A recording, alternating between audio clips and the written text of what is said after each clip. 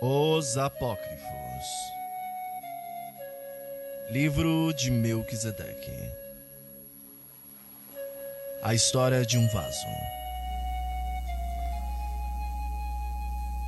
Enquanto tentava imaginar o que o Eterno poderia fazer para alcançar tão miraculoso livramento, vi surgir ao longe um vulto de pastores que se encaminhavam em minha direção, vindos de Sodoma. Pensei a princípio que fossem os pastores inimigos que vinham arrancar meu rebanho conquistado com o amor. Tal receio logo desapareceu, dando lugar a um sentimento de muita alegria, quando descobri que eram meus pastores fiéis. Eles foram se aproximando em pequenos grupos de 12 até alcançar um total de 300 pastores. Ao olhar para eles, pude notar em seus semblantes os sinais de uma grande luta espiritual que tiveram de enfrentar para estarem ao meu lado. Contaram-me da experiência de muitos companheiros que, desanimados, haviam lançado fora o azeite e a lã de seus vasos, retornando para suas tendas. Falaram-me de como naquela noite passada haviam aprendido a amar a luz de meu vaso, que para eles tornara-se como uma estrela guia. Alegravam-me com a presença de meus humildes pastores, quando vieram em nossa direção Aner, Escol e Murray, acompanhados por 15 homens armados. Eram fiéis amigos que, conhecendo os perigos que enfrentaríamos naquele vale, vieram em nosso socorro. Para que não atrapalhassem o plano divino, pedi-lhes que permanecessem escondidos até o alvorecer, quando receberiam as orientações sobre como participar da missão. Comecei a orientar agora os pastores. Seguindo as instruções da voz divina que soava-me dentro da chama, a primeira tarefa dos pastores seria cuidar do rebanho até o anoitecer. Ao retornarem, ordenei que amarrassem os novelos de lã embebidos em azeite na ponta de seus bordões, colocando-os dentro de vasos que deveriam ser mantidos suspensos de boca para baixo. Passei a incendiá-los com fogo de minha labareda, até que as 300 tochas ficaram ardendo, porém ocultas no interior daquele vaso. Ordenei a 40 de meus corajosos pastores que, no momento indicado por um sinal que seria dado, deveriam avançar silentes para o meio do acampamento, circundando todos os cativos que jaziam amontoados no meio do arraial.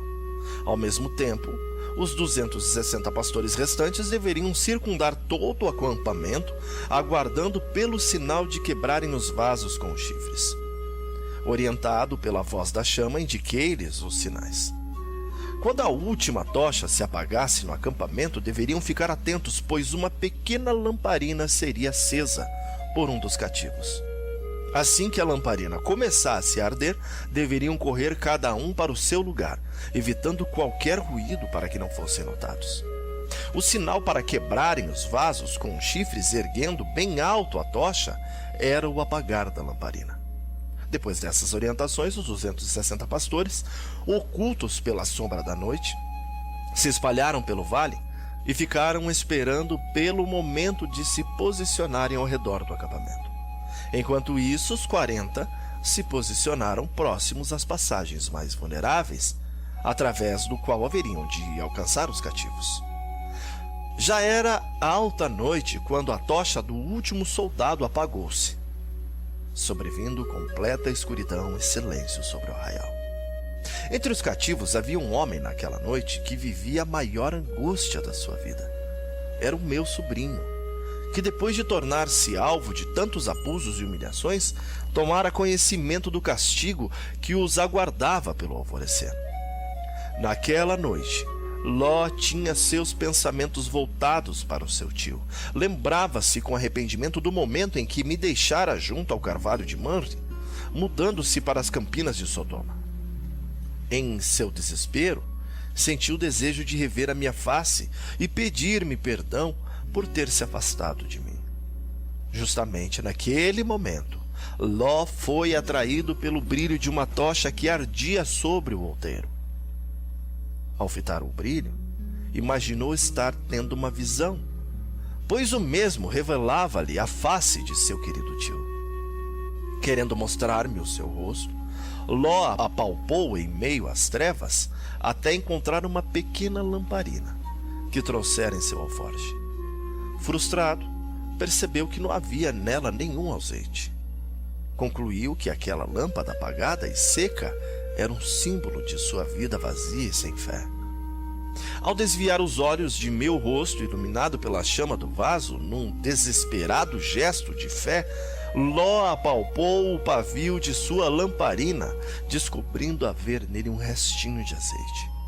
Curvando-se, passou a ferir as pedras de fogo, até que uma faísca saltou para o pavio. Sem que soubesse, Ló estava comandando com seus gestos os passos para um grande livramento. Os 300 pastores, ao verem o tênue brilho da lamparina, encaminharam-se rapidamente para os seus postos e ficaram aguardando pelo apagar daquela pequena chama. Desde o momento em que Ló erguera-se com sua diminuta chama, eu fiquei olhando para os seus olhos, que fitavam os meus. Vi que sua face trazia sinais de indizível angústia e maus tratos. Mesmo assim, pude ler em seus olhos que a esperança e a fé não o abandonara. O fogo da lâmpada de Ló, contudo, não resistiria por muito tempo. Era necessário que se apagasse para sinalizar a grande conquista. Quando a escuridão voltou a cobrir a face de Ló, meus 300 pastores arremeteram seus chifres contra os vasos que mantinham ocultas as tochas ardendo. Um grande ruído, como de cavalaria em combate, ecoou por todas as partes enquanto as tochas eram suspensas. Os 300 chifres, usados até então para conduzir o rebanho, soavam agora como trombetas de conquistadores. Todo o acampamento despertou-se num único salto, e sem saber como escapar de terrível investida que partia de fora e de dentro, os soldados começaram a lutar entre si, enquanto os meus pastores permaneciam em seus lugares, fazendo soar os chifres. Os cativos ficaram muito espantados a princípio, mas pouco a pouco foram tomando consciência do grande livramento que estava se operando a seu favor. Quando amanheceu, revelou-se aos nossos olhos um cenário de completa destruição. Todo o arraial estava coberto por milhares de corpos rasgados pelas próprias espadas e lanças. Somente uns poucos conseguiram fugir daquele acampamento de morte, mas foram perseguidos pelos meus 18 aliados, que estavam armados, sendo alcançados em Robá, que fica à esquerda de Damasco.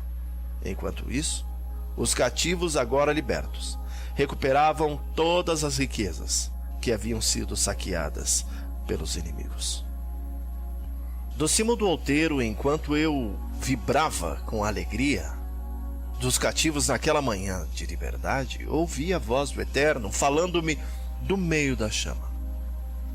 Este livramento que hoje se concretiza representa o livramento que hei operar nos últimos dias, salvando os remanescentes de teus filhos do cerco de numerosas nações, que se aliarão a Gog com o propósito de destruí-los. Naquele dia em que triunfarem sobre o meu povo, a minha indignação será muito grande, e contenderei com ele por meio da peste do sangue. Chuva inundante, grandes pedras de saraiva, fogo e enxofre farei cair sobre eles, sobre as suas tropas e sobre muitos povos que estiverem com ele. Assim eu me engrandecerei, vindicarei a minha santidade e me darei a conhecer aos olhos de muitas nações, e saberão que eu sou Adonai Elohim. E sobre a casa de Davi e sobre os habitantes de Jerusalém derramarei o meu ruar de bondade e de súplica. Olharão para mim a quem transpassaram, pranteá-lo-ão como quem pranteia por um unigênito, e chorarão por ele, como se chora amargamente pelo primogênito. Naquele dia haverá uma fonte aberta para a casa de Davi, e para os habitantes de Jerusalém, para remover o pecado e a impureza. Consciente da importância histórica daquele dia de livramento, tomei um calendário e fiquei surpreso, pois era Rosh Hashanah, o dia das trombetas. Aquele era o primeiro dia de um ano novo.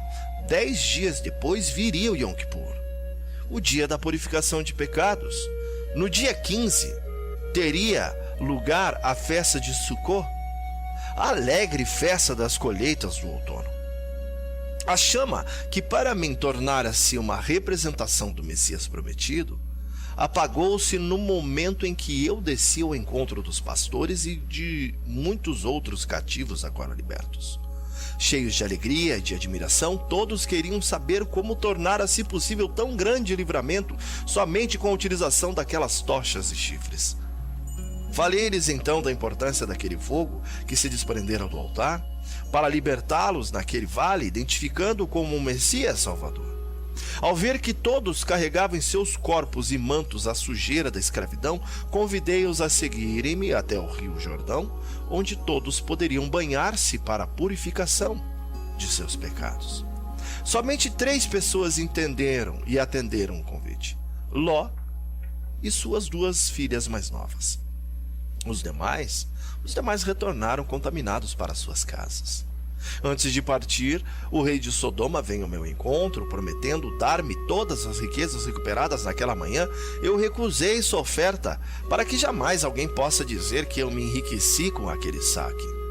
Permanecemos acampados às margens do rio Jordão, das proximidades de Jericó, ali por 12 dias. Naqueles dias de refrigério, todos ficaram livres das impurezas, deixando-as nas águas do rio Jordão. Este era um preparo especial para a festa de Sukkot, que decidimos comemorar em Salém. Cheios de alegria, iniciamos uma caminhada ascendente rumo à cidade de Salém, inconscientes da feliz surpresa que nos aguardava. Eu segui à frente, tendo ao meu lado Ló e suas 2 filhas, e atrás vinham os 300 pastores conduzindo o grande rebanho. À medida de que avançávamos, comecei a notar que o meu vaso, que se esvaziaria no alvorecer, tornara-se agora muito pesado. Ao baixá-lo, fiquei surpreso ao descobrir dentro deles muitas pérolas de variados tamanhos e brilhos que se formaram misteriosamente. Ao avistarmos ao longe a alva cidade, começamos a ouvir sons de uma grande festa. Acordes harmoniosos repercutiam pelos montes enquanto avançávamos pelos caminhos. Minha curiosidade em conhecer aquela cidade e seu jovem rei era imensa, pois da boca de muitos já ouvira falar sobre a sua grande fama e também sobre a sua nobreza. Tratava-se de um reino diferente de todos os demais, onde os súditos eram treinados não ao manejo de arcos e flechas, mas ao domínio de instrumentos musicais. Melquisedeque, o seu jovem rei, regia a todos com um cetro muito especial, um alaúde, pelo qual pagaram um preço elevado. Enquanto crescia em mim a alegria por estar nos aproximando da cidade do grande rei, vimos uma multidão vestida de linho fino, puro e resplandecente. Saindo ao nosso encontro, todos tangiam instrumentos musicais, enquanto cantavam um hino de conquista. À frente da multidão, vinha um jovem tocando um alaúde, trazendo na fronte uma coroa repleta de predas preciosas, que brilhavam sob a claridade do sol poente, e eu tive a certeza de que aquele era o tão aclamado rei de Salém. Ao nos encontrarmos, ficamos surpresos com a saudação que nos fizeram. Inclinando-se diante de mim, Melquisedeque afirmou: Bendito és tu, Avraham, servo de Adonai Elohim, que possui os céus e a terra, e bendito seja o Eterno, Altíssimo, que entregou os teus adversários nas tuas mãos.